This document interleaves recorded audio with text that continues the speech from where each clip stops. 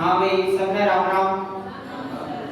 हाँ तो देखो अभी पीछे हमने क्या चीज समझी थी, पिछले में हमने ये बात समझ लिया था कि भोजन के अवयव कौन कौन से होते हैं, भोजन के अवयव, ठीक है। और भोजन के अवयव की बात करें तो इसमें मुख्य रूप से 6 भोजन के पोषक तत्व आते हैं, ठीक है।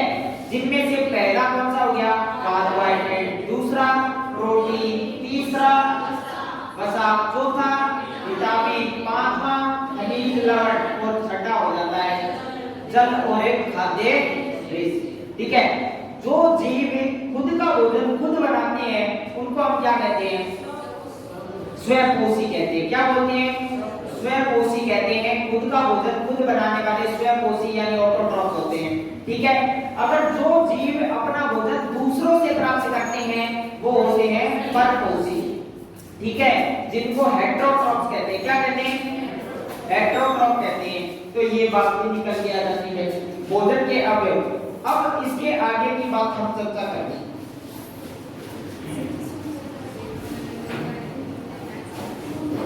कल वाले के बाद में हम लिखने की शुरुआत करते हैं कि एक नाम आता है परजीवी, ठीक है, जिनका नाम है पैरासाइट। इनका जो अध्ययन होता है वो अध्ययन कहलाता है पैरासाइटोलॉजी, पैरासाइटोलॉजी, ठीक है, पैरासाइटोलॉजी हम इसको कहते हैं परजीवी। परजीवी का क्या अर्थ निकलता है, देखो परजीवी का अर्थ है ऐसे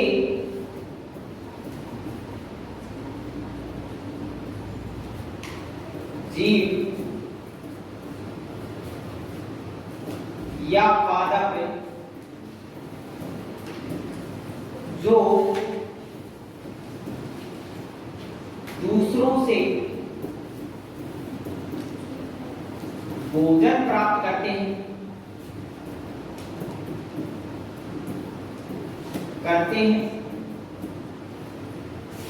तथा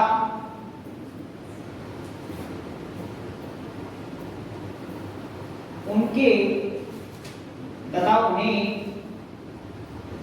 कोई नुकसान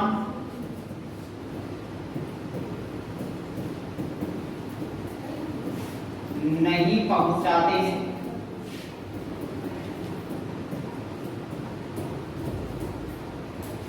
यानी मुख्य रूप इसमें बात निकल के आती है दूसरे का भोजन प्राप्त करना,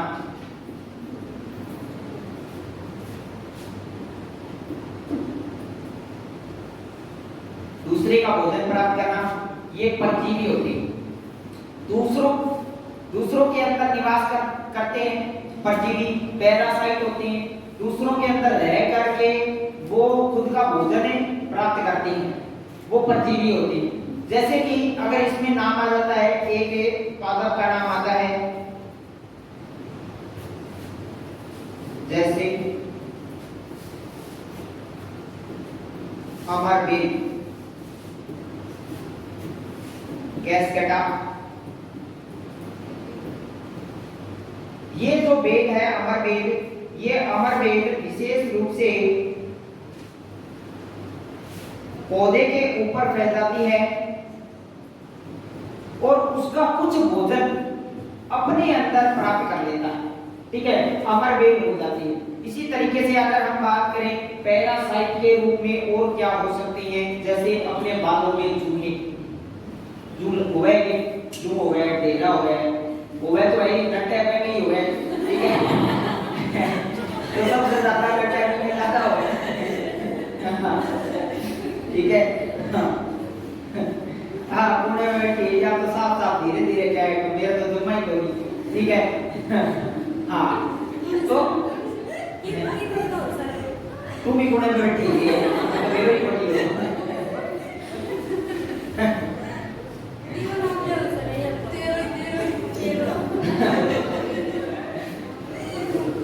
तो देखो ये बात में निकल के आ जाती है। परजीवी के बारे में थोड़ी बहुत जानकारी हमने यहाँ पर ले ली, आगे हम देखेंगे। एक नाम आता है सहजीवी।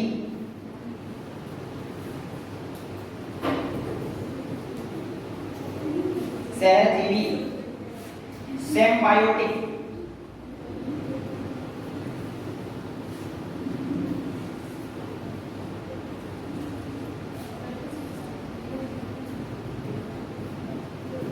सिम्बायोटिक, सिम्बायोटिक सहजीवी की अगर बात करें, ये दूसरों के साथ निवास करना और अपना भोजन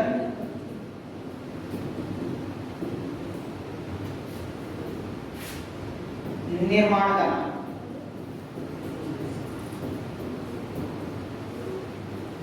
अपना भोजन निर्माण करना, जैसे इसमें कौन आ जाता है, लाइकेन।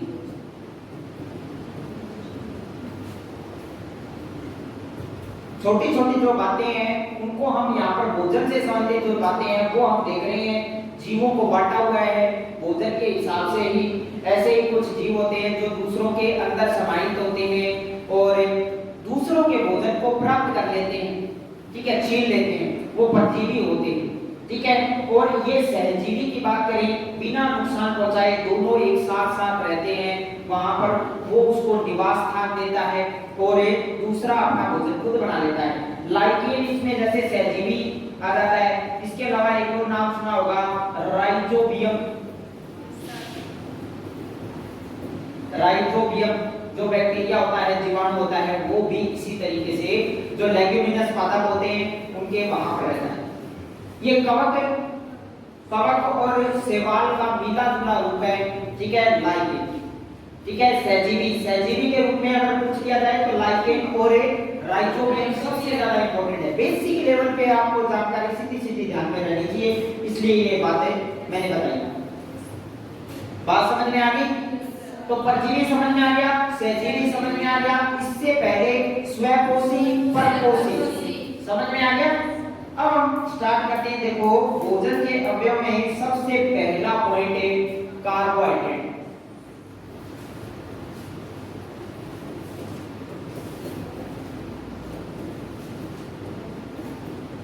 Carbohydrate, CBH, carbohydrate.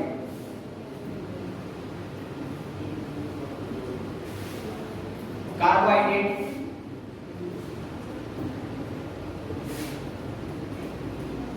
पहली बात तो ये लग जाती है कि पृथ्वी पर सर्वप्रथम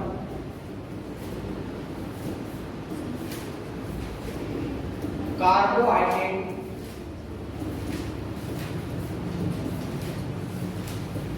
का निर्माण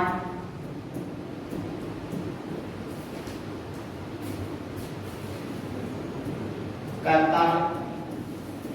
यह कार्बोहाइड्रेट का निर्माण कहां पर होता है, किसमें होता है? तो इसमें नाम आता है पादप, पौधे। पौधे क्या करते हैं? प्रकाश संश्लेषण करते हैं।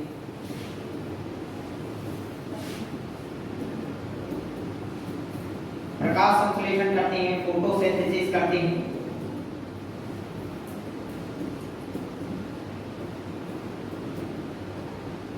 प्रकाश संश्लेषण की क्रिया करते हैं। और ये प्रकाश संश्लेषण की क्रिया ऐसे ही नहीं हो जाती, इसमें विशेष रूप से एक वर्णक देखने को मिलता है जिसको बोलते हैं क्लोरोफिल, ठीक है। हरित वर्णक इसको कहते हैं, हरित वर्णक, ठीक है। अपने आप में हरित वर्णक होता है और इसमें मैग्नीशियम तत्व पाया जाता है। कौन सा तत्व पाया जाता है? मैग्नीशियम तत्व। मैग्नीशियम तत्व इसमें पाया जाता है। प्रकाश संश्लेषण की क्रिया होती है और इस प्रकाश संश्लेषण की क्रिया में कार्बोहाइड्रेट का निर्माण नहीं करते हैं, ठीक है। कार्बोहाइड्रेट का निर्माण करते हैं। ये पौधा क्या करता है? विशेष रूप से कार्बन डाइऑक्साइड और जड़ों से अगर हम बात करें, ये तो वातावरण से लेता है, वातावरण से,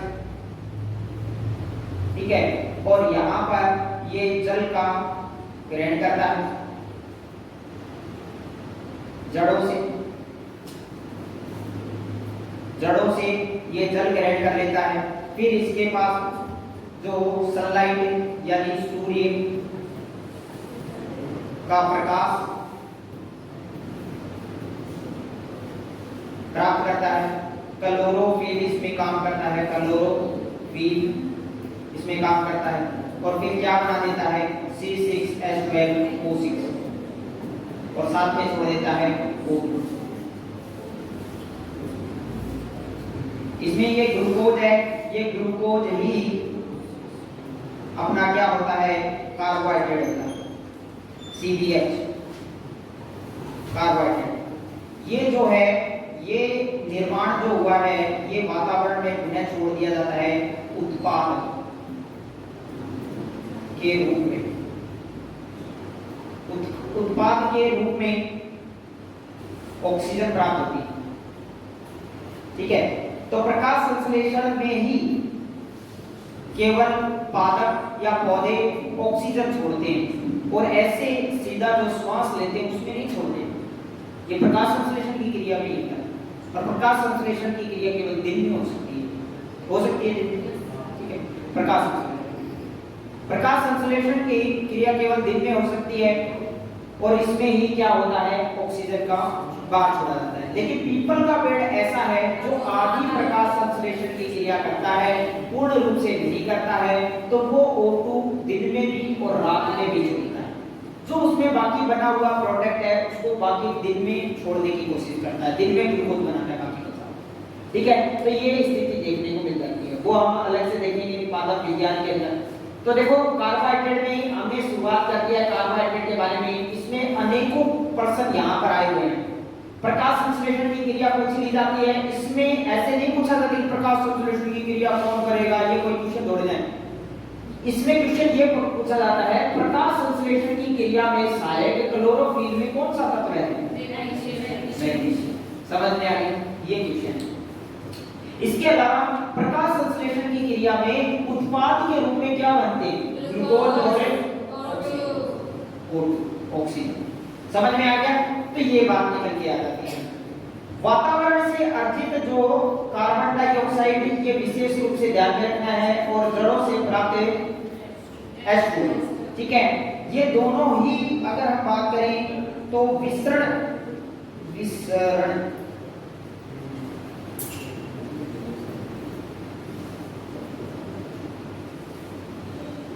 प्रक्रिया, इसको हम बोलते हैं ओस्मोसिस,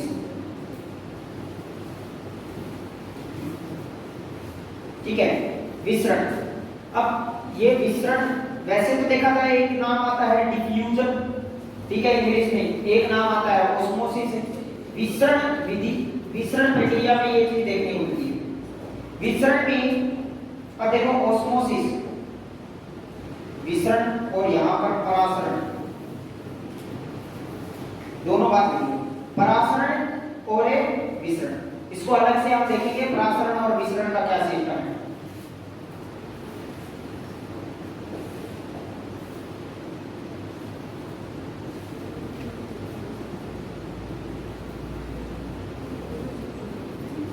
डिफ्यूजन, ओस्मोसिस और डिफ्यूजन, परासरण और विसरण प्रक्रिया, ठीक है। ये प्रक्रिया का नाम भी अगर तुम्हारे दिमाग में बैठ जाता है तो इससे संबंधित क्वेश्चन भी दिमाग में बैठेंगे। यहां तक की बातें लिख ली। अब हम आगे देखते हैं।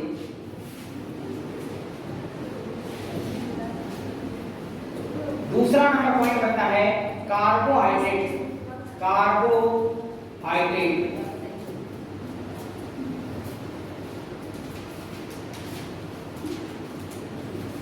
में बंद होता, बंद होते हैं या रासायनिक बंद होते हैं।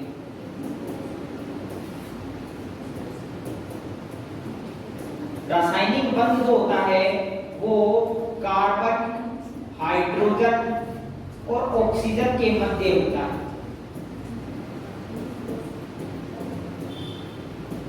और बंध का नाम आता है ग्लाइकोसिडिक बंध।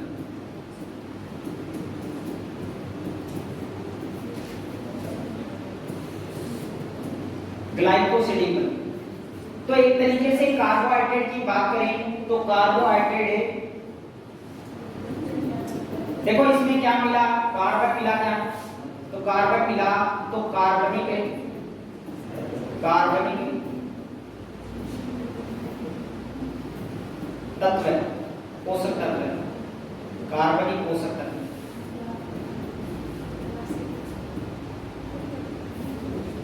अब अगर तुमसे ये पूछ लिया जाए कार्बनिक पोषक तत्व है कौन कौन सा है, तो उनमें पहला नाम आता है कार्बोहाइड्रेट। ठीक है, कार्बोहाइड्रेट में कार्बन है, हाइड्रोजन है, ऑक्सीजन है। ठीक है, ये एक दूसरे से अगर हम बात करें तो एक सूत्र बनता है यहाँ पर CnH2nOn। ठीक है, इस रूप में, या फिर हम बात करें इसमें से N कॉमन ले लेते हैं, CnNO और यहाँ पर N दो है, मैंने गलती की। ठीक है, CH2O ये आ जाएगा, N कॉमन ले लिया मैंने, N बाहर निकाल दिया है, तो ये भी एक फॉर्मूला इसका बन जाता है। ठीक है, ग्लाइकोसिडिक बंध हो गया, कार्बन, हाइड्रोजन और ऑक्सीजन के बीच में हो जाता है। कार्बोहाइड्रेट का सूत्र पूछ ले, CnH2n और ON, यानी ये तो ये एक हुआ तो ये दो हुए, ये कितने, जैसे यहाँ पर 6 आ गया तो 6 दूनी 12 और यहाँ पर भी 6 ही हुए। ठीक है, यहाँ पर 5 है तो यहाँ पर 10 और यहाँ पर 5, समझ में आ गया, 5 10 5 6 12 6 7 14 7 ये हो जाएगी। ठीक है, मैक्सिमम 6 नहीं, हाँ कॉपी करना माइंड है।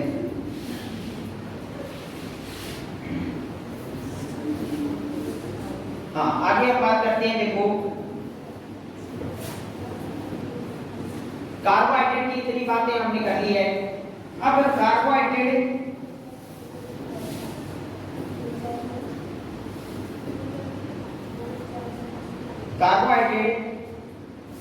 से ऊर्जा प्राप्त होती है, यानी ऊर्जा प्रदान करने वाला है, और इससे अपने को ऊर्जा प्राप्त होती है 4.2 कैलोरी। 4.2 कैलोरी ऊर्जा प्राप्त होती है, 4.2 कैलोरी ऊर्जा प्राप्त होती है। इसके अलावा अल्पकाल के लिए, अल्पकालिक ऊर्जा व शीघ्र ऊर्जा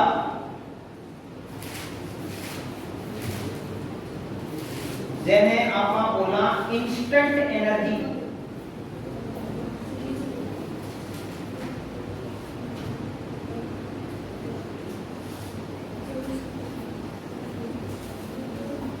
एनर्जी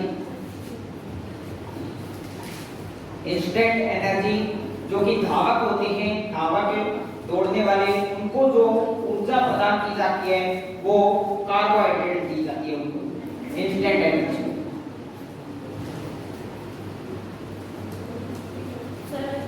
बोलिए 4.2 कैलोरी ऊर्जा। अल्पकालिक है, ये अल्पकालिक है,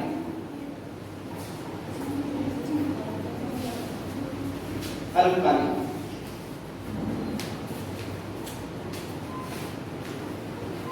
अल्पकालिक ऊर्जा, तो कार्बोहाइड्रेट से ऊर्जा प्राप्त होती है 4.2 कैलोरी। खाद्य ऊर्जा को मापा जाता है कैलोरी में मापा जाता है, किसमें मापा जाता है, कैलोरी में मापा जाता है। ये बात भी हम नोट करके अभी नोट करके लिखते हैं। तो देखो कार्बोहाइड्रेट में विशेष रूप से कार्बन, हाइड्रोजन, ऑक्सीजन है, और इनके मध्य बंध कौन सा होता है, ग्लाइकोसिडिक बंध होता है। सूत्र की बात करें CnH2nOn और N को बाहर निकाल दिया CH2O। ठीक है, ये एक रहेगा, ये एक, ये दो। ठीक है, फिर बात करते हैं कार्बनिक। कार्बनिक पोषक तत्व कौन सा हो गया? क्योंकि इसमें क्या है? कार्बन। ठीक है, कार्बोहाइड्रेट से ऊर्जा प्राप्त होती है कितनी? 4.2 कैलोरी। ठीक है, अल्पकालिक ऊर्जा अगर हमको प्राप्त करनी है तो कौन लेंगे? कार्बोहाइड्रेट। इंस्टेंट एनर्जी, शीघ्र ऊर्जा प्राप्त करने के लिए भी कौन सा है? कार्बोहाइड्रेट। ठीक है, ये बात निकल के आ जाती है। आगे हम देख लेते हैं, देखो नोट करके एक बात लिख लेते हैं। खाद्य पदार्थों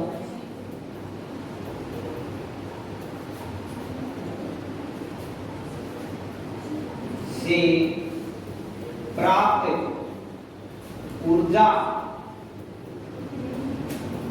को मापा जाता है और ये मापा जाता है कैलोरी में।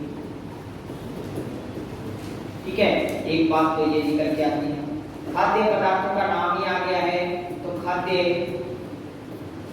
पदार्थों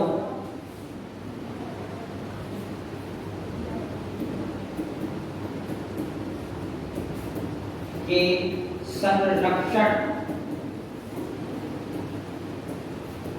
में सहायक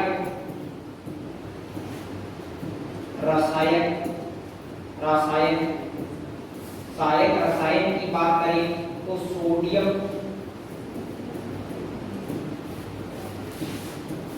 बेंजोएट,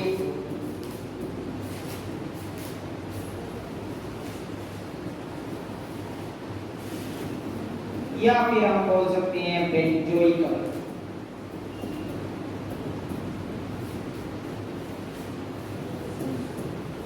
ये बेंजोइक अम्ल हमको घास व ग्वार से प्राप्त होता है।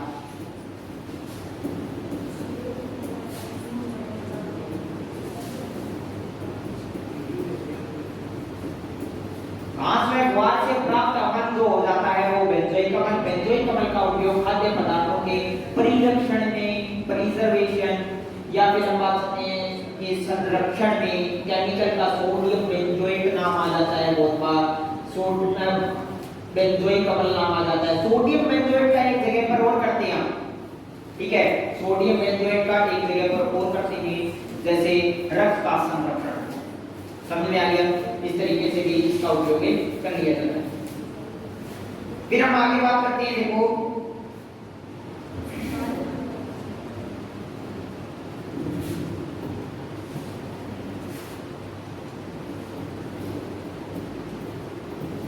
कार्बोहाइड्रेट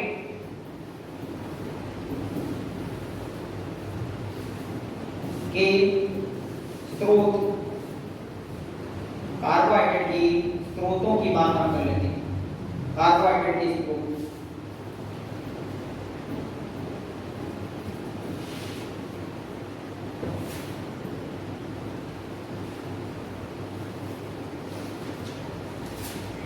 कार्बोहाइड्रेट के अच्छे स्रोत माने जाते हैं। एक नंबर पे चावल,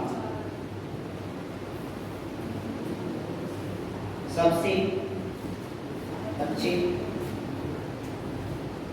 स्रोत।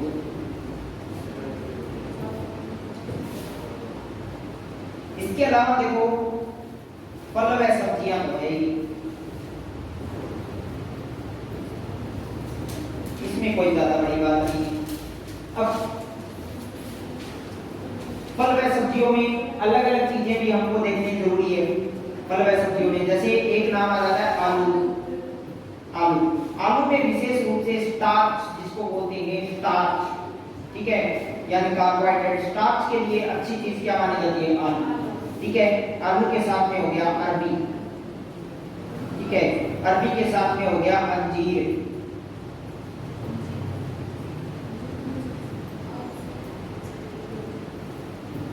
अंजीर, ठीक है, आलू, अरबी, अंजीर, ठीक है, ये बात नाम आ जाता है।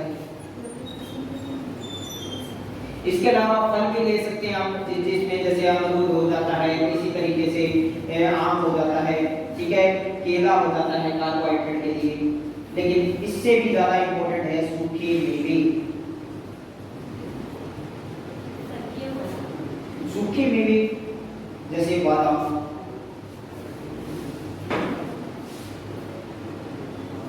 काजू, पिस्ता, ठीक है, ये आ जाते हैं। यहां तक की बातें लिखो।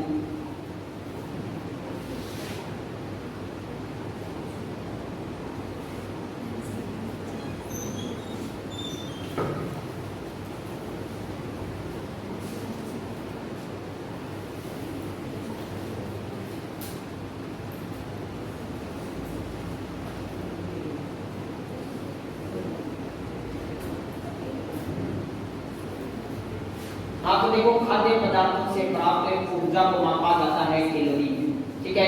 खाद्य पदार्थों के संरक्षण में सहायक रसायन है अपना सोडियम बेंजोएट और बेंजोइक, ठीक है, ये दो नाम आते हैं। ज्यादातर इसमें क्वेश्चन में यही आता है, बेंजोइक अम्ल का, समझ में आ गया, ज्यादातर यही आता है बेंजोइट, सोडियम बेंजोएट का उपयोग ये अपने रक्त को संरक्षण में, ब्लड जो रक्त बैंक है, ठीक है, ब्लड बैंक है, उसमें किया जाता है।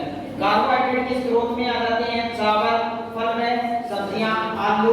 आलू में क्या होता है विशेष रूप से स्टार्च होता है, ठीक है। आलू, अरबी, अंजीर, ऐसे तीनों कंप्लीट हो गए, समझ में आ गया। फिर हम आगे बात करते हैं सूखे मेवे, समझ में आ गया होगा। फिर इसके कुछ लाभ बातें और देख लेते हैं। देखो 5 नंबर पे आ जाता है दूध, दूध में कार्बोहाइड्रेट पाया जाता है। 6 नंबर पे नाम आ जाता है देखो बाजरा, जवार, जौ, मक्का,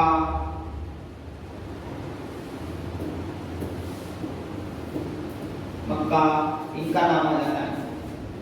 एक नाम आ जाता है देखो चुकंदर,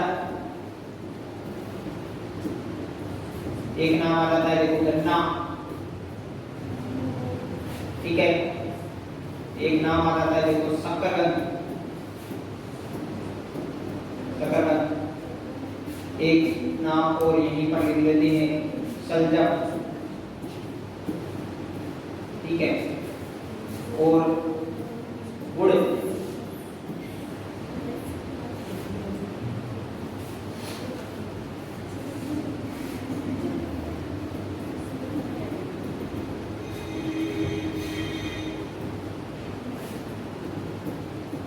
सबसे पहले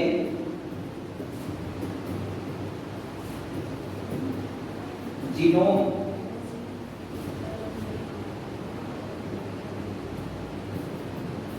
तैयार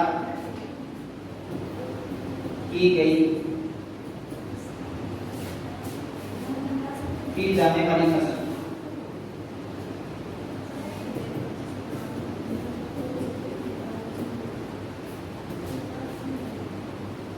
सर ये जीनोम है क्या? हाँ जीनोम, आतंकवादी आते हैं चावल। चावल में लगभग 90% कार्बोहाइड्रेट होता है, CBH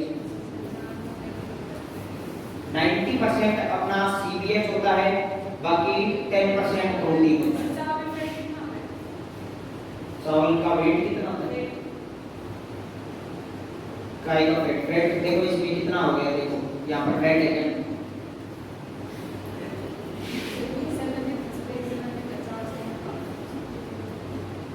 फ्लावर, ठीक है, फ्लावर।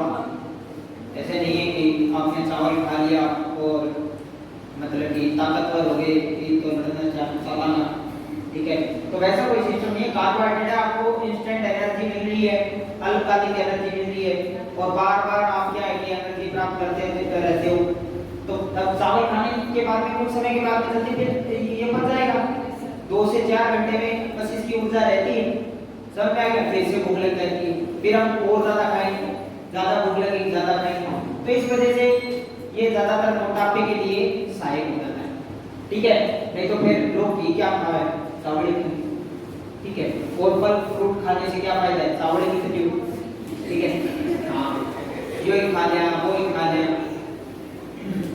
तो देखो सबसे पहले जीनोम तैयार किसका किया गया था? देखो हरित क्रांति नाम सुना हुआ है क्या? Green revolution. ग्रीन रिवॉल्यूशन के अंदर विशेष रूप से नाम किसका आता है? हाँ, एमएस स्वामीनाथन। और विश्व में बात करें तो नॉर्मन बोरलॉग, ठीक है, नॉर्मन बोरलॉग, ये जो जीनोम तैयार किया गया था, यानी जीनोम का मतलब है इसमें इस तरीके की फसल तैयार करने और उस फसल का ऐसे दाने होने चाहिए कि उससे बना जो पौधा है उससे उपज ज्यादा हो। समझ में आ गया? एक पौधे में जैसे पहले 10 दाने लग रहे थे तो अब 20 दाने लगे। समझ में आ गया? तो उपज को बढ़ाने के लिए ऐसा किया गया। तो उपज को बढ़ाने के लिए हरित क्रांति में, ठीक है, ग्रीन रिवॉल्यूशन, हरित क्रांति के जनक मैंने बता दिया है, भारत में एमएस स्वामीनाथन और विश्व में कौन? Norman Borlaug. ठीक है, विश्व में नॉर्मन बोरलॉग है, ध्यान रखना है। भारत में हो गए एमएस स्वामीनाथन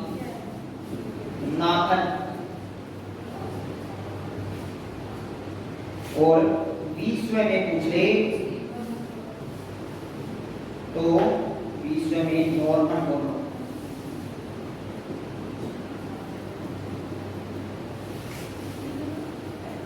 ठीक है, विश्व में नॉर्मन बोरलॉग का नाम आता है। ठीक है,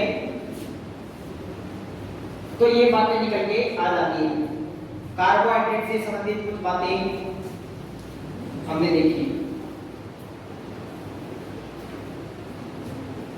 तो यहां तक का सभी याद करके आ जाओगे? तो देखो यहाँ पर क्या बात निकल के आ जाती है, कार्बोहाइड्रेट की सबसे पहली बात हमने क्या ली थी कि कार्बोहाइड्रेट सर्वप्रथम इसका जो पृथ्वी पर निर्माण किया जाता है वो पादप या पौधों के द्वारा किया जाता है, प्रकाश संश्लेषण की क्रिया से किया जाता है। ठीक है, कार्बोहाइड्रेट ये हो जाता है। एक चीज और नोट कर लेते, देखो ये जरूरी है,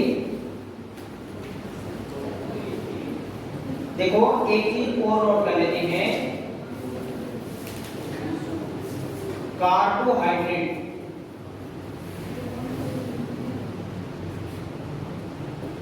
से रोग,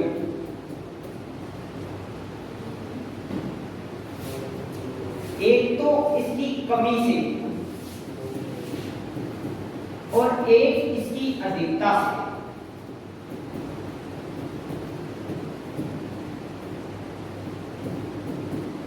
इसकी कमी से अगर हम बात करें, इसकी कमी से जो रोग होता है,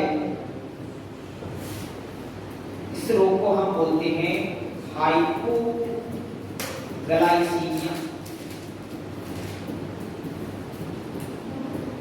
हाइपोग्लाइसीमिया बोलते हैं।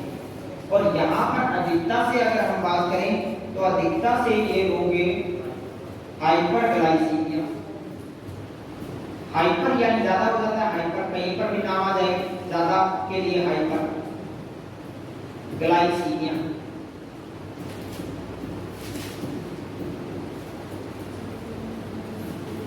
हाइपरग्लाइसीमिया, इसमें विशेष बात यह भी है कि इस कमी जो कार्बोहाइड्रेट की कमी मतलब कि ग्लूकोज की भी कमी, ग्लूकोज की कमी भी हो सकती है। ग्लूकोज की कमी से होने वाला ग्लूकोज की कमी हो जाती है। ठीक है, ग्लूकोज की अगर कमी हो गई तो व्यक्ति में लक्षण क्या बनते हैं? लक्षण कमजोरी महसूस होना, कमजोरी महसूस होना, ठीक है, कमजोरी महसूस होना, थकान, शरीर में ऊर्जा न रहना, ठीक है, शरीर का पतला होना, शरीर का पतला होना, ये ऐसी ऐसी समस्या यहाँ पर देखने को मिल जाती है कार्बोहाइड्रेट की कमी। अब यहाँ पर एक चीज और निकल के आती है, देखो कि कार्बोहाइड्रेट की कमी, यहाँ पर ग्लूकोज की अधिकता, ग्लूकोज की अधिकता, ग्लूकोज की अधिकता का मतलब क्या होता है? ग्लूकोज की अधिकता का मतलब ये भी हो जाता है कि यहाँ पर एक रोग होता है मधुमेह, जिसको डायबिटीज बोलते हैं।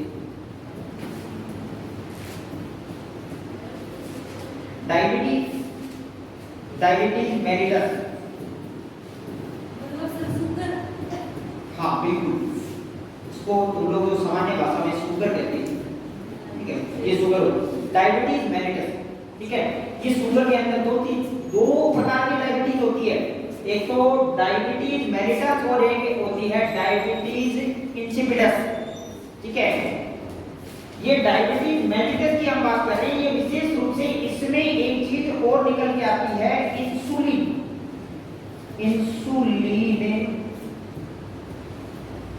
हार्मोन की कमी, इसको हम इंसुलिन हार्मोन की कमी भी बोल सकती हैं। अधिकता होने से व्यक्ति में क्या हो जाता है, लक्षण एक ही लक्षण है, मोटापा। मोटापा, मोटापा का लक्षण यहां पर देखने को मिलता है। ठीक है, अधिकता और कमी दोनों से हमने देख लिया, हाइपोग्लाइसीमिया और हाइपरग्लाइसीमिया। यहां पर हाइपोग्लाइसीमिया ग्लूकोज की कमी कर देता है, हाइपरग्लाइसीमिया ग्लूकोज की अधिकता कर देता है। अधिकता ग्लूकोज ज्यादा तो मधुमेह या डायबिटीज होने की संभावना हो जाती है। उसमें डायबिटीज मेलिटस प्रकार की अगर है तो ये यहाँ पर इंसुलिन की कमी भी देखने को मिलती है। इंसिपिडस भी हो जाता है इंसुलिन के कारण। इंसिपिडस अलग चीज है, उसमें बिना कोई मीठा कुछ खाए हुए वो ऐसे शुगर में क्या होता है, इंसुलिन इफेक्ट हो जाता है, जिनसे इसमें उपयोग होता है। आगे धीरे धीरे हम देखेंगे लक्षण इसमें मोटापा, कार्बोहाइड्रेट ज्यादा, ग्लूकोज ज्यादा, व्यक्ति मोटा। समझ में आएगा, ज्यादा चावल खाना। ठीक है, हाँ, तो ऐसा ही सिचुएशन हो जाती है। सही तरीके से वो मोटापा जो है वो बीमारी है। समझ में आ गया है? चावल खाए भी नहीं हो गया तो और भी नहीं खाता हूँ, बहुत सारी चीजें। ठीक है, बर्गर खाए, ठीक है, गुटखा खाए, या पेट में खोल के बैठ गया। ठीक है, चावल भी तो खावे, जब तक ये है क्या मतलब कि बाहर नहीं आवा जब तक खावे। ठीक है, बाहर लेट। ठीक है, तो इसको छोड़ो, एकदम जितनी भूख होती है उतनी ही क्या है कि खाने की कोशिश करो, उससे थोड़ा कुछ कम ही खाओ। ठीक है, ज्यादा खाने से कोई मतलब नहीं। कार्बोहाइड्रेट से होने वाले रोग कमी से कौन सा हो गया, हाइपोग्लाइसेमिया, अधिकता से हाइपरग्लाइसेमिया। तो अगर इसका उल्टा मैं अगर पूछूं तो ग्लूकोज की कमी से हाइपोग्लाइसेमिया, ग्लूकोज की अधिकता से हाइपरग्लाइसेमिया। बात समझ में आ गई, ग्लूकोज की क्या है, कार्बोहाइड्रेट। बाकी इसके बाद में हमें अगले